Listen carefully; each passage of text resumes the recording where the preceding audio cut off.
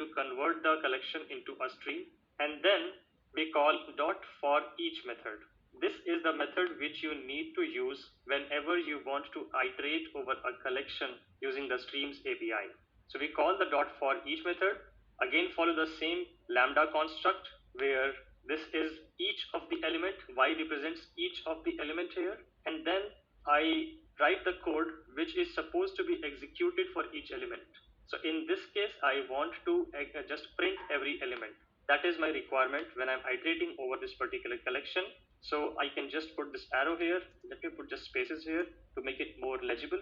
So each element should be applied this particular logic on, and we are printing each of the element one by one. If I do that, let's observe the output, and let me comment this particular code which we just covered for the sorting logic, so we get only one output. Let's run this code now. So here we see we get some output here. First of all, this sysout gets printed, which says printing all elements one by one. Yes, that's there. And then here we are saying element is, which is a static string, and then every element one by one is supposed to be printed. And that is what we see here.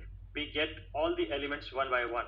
And here it's not a sorted order because we are not doing any sorting here. It's just printing all the elements.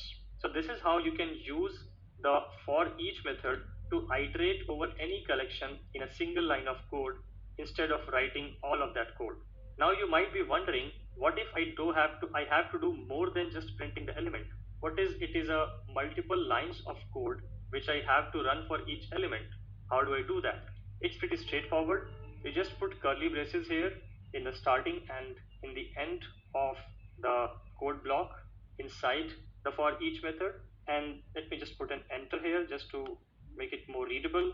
So here you can write the code whatever you want to in terms of the kind of logic you want to apply on each element.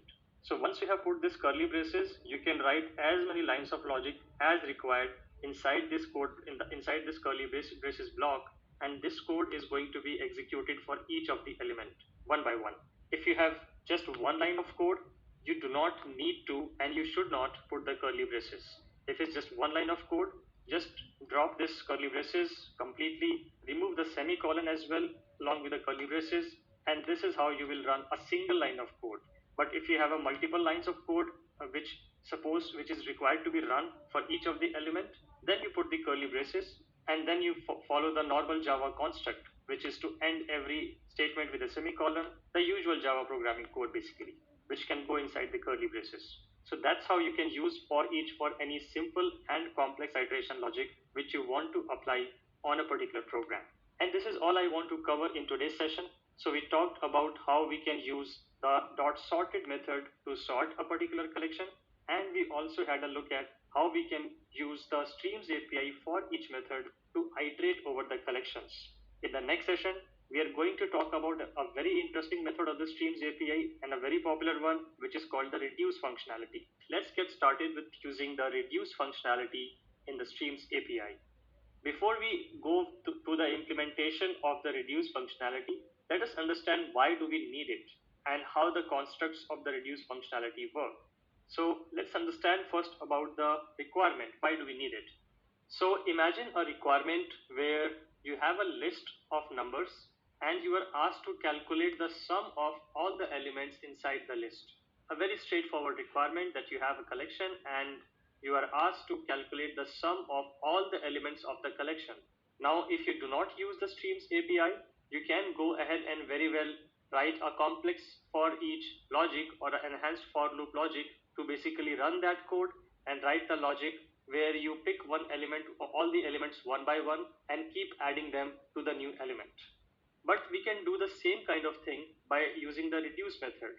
And to put it in a generic way, if we have to understand why we need reduce methods, so whenever you have to change the whole collection representation into a single result, remember that line, whenever you have to change the representation of the complete collection into a single result, in those cases you will use the reduce method of the streams API. And if you apply this definition to the example I gave you, I have a collection of numbers and I want to calculate the sum of all the elements of this collection, which is a single result, which is a single number.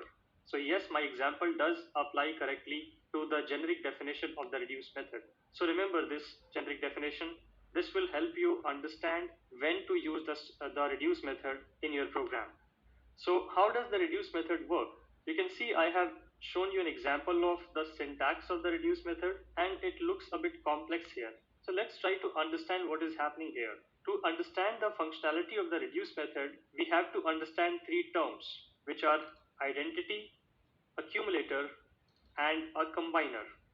Let's understand each of them one by one. Identity is basically an element which is the default or the initial value of the reduction operation.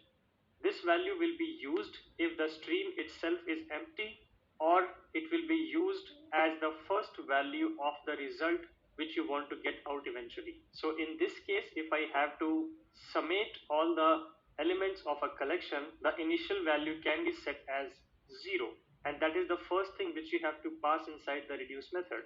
So you can see 0 here. The next thing is the accumulator. So accumulator is a function which will take two parameters. The first parameter would be the ongoing partial result. Let's say if you have to calculate the sum of the all elements, and let's say if you have iterated two elements so far, so the sum of those two elements is your temporary or partial result, right? So you need to store that partial result somewhere, and that is the first argument of the accumulator method. In this case, it is this variable which is shorthanded as ans or answer. So the first argument is the partial result, and the second argument of the accumulator function is the next element of the stream. So whatever the next element is which is supposed to be added to the existing result is going to be the next argument of the accumulator function, which is I in this case. So we talked about the identity, we talked about the accumulator function. Then we have a third one which is called combiner, and this is sort of an optional, not in all cases, but in some cases it is optional. Let's understand why do we need combiner. So combiner is an optional function which you will be required to use if you want to sum the two elements which do not have the same data type. What I mean is, here this ans or answer and I both are integer. If both of the arguments of your accumulator function are of the same data type, you do not need a combiner, and that's why there is no combiner here. But if there is a requirement where you are, let's say, adding a current sum to a student object, then it doesn't work, right? Because a student object is a custom object and the current sum is a number object. So a student object cannot be just added to a number object. It can work if you can do student.getAge, which is a number object. So a current answer plus the student.getAge might work, but current answer comma student will not work. In those cases where you have mismatching data types, in those cases you will have to write a combiner function. But for this case, you don't need to write a combiner function because both of the elements or the arguments of the accumulator function are of the same data type. So you specify that argument function's arguments basically, and then you provide the implementation of the accumulator function, which is this one. This is the implementation, again using a lambda construct here. So you provide the implementation of this particular accumulator function, and then there is no comma here to provide further combiner functions specifications. So there's no combiner here. If there was a combiner, there would be a comma here, and then you will write the combiner specification where you will cast the current object into the type which is the same as the partial result. So you don't need that here, and you can just say the partial result plus the current element, and that should work fine.